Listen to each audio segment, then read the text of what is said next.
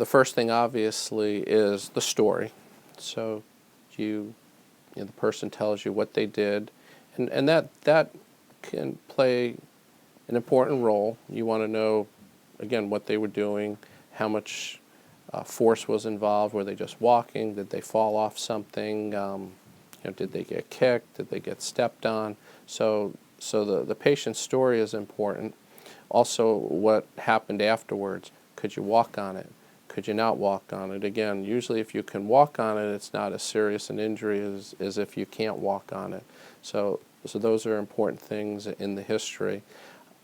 Where it hurts is also important, just trying to localize where the injury is. You want to know, have they had previous injuries before? Have they broken anything before? So the history is an important part. If someone's had an x-ray before they come into the office, you want to see what x-rays they've had taken. If not, then examining them and seeing where they hurt is the most important part for kind of directing what x-rays you want. Do they hurt in the foot? Do they hurt in the ankle?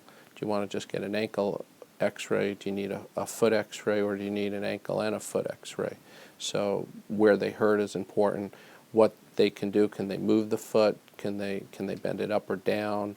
And then the x-ray, and the x-ray clearly will tell you, is something out of place, is something broken. Depending on what you see on the x-ray, sometimes someone can have a very swollen foot or ankle and you don't see anything. And for the most part, I think an x-ray is a good screening tool.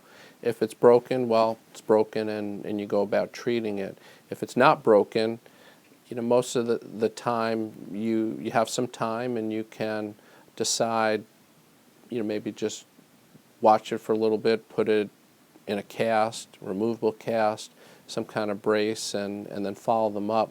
Sometimes things won't show on the first x-ray. I'll bring people back a week later in those situations and re-x-ray them. Sometimes things will show up. You're also looking at the alignment of joints, the ankle, the middle part of the foot, to see if there's ligamentous type injuries. It's totally variable as to what you've broken. Some bones do really well, and some bones do very poorly. So for instance, the side of your foot, the fifth metatarsal bone, if you break that at the very proximal part of the bone, that heals really well. So that's something that we can put people into a removable cast for 3-4 weeks and then get them in a shoe, and it heals great. If they just break that fifth metatarsal a little further out, and we're talking maybe 1/4 of an inch and 1/2 an inch more distal in the bone, then that doesn't heal as well. And that's something that might need an operation, might need a cast, keeping you off of it for 4 to 6 weeks. So it's very variable depending on what bone is broken.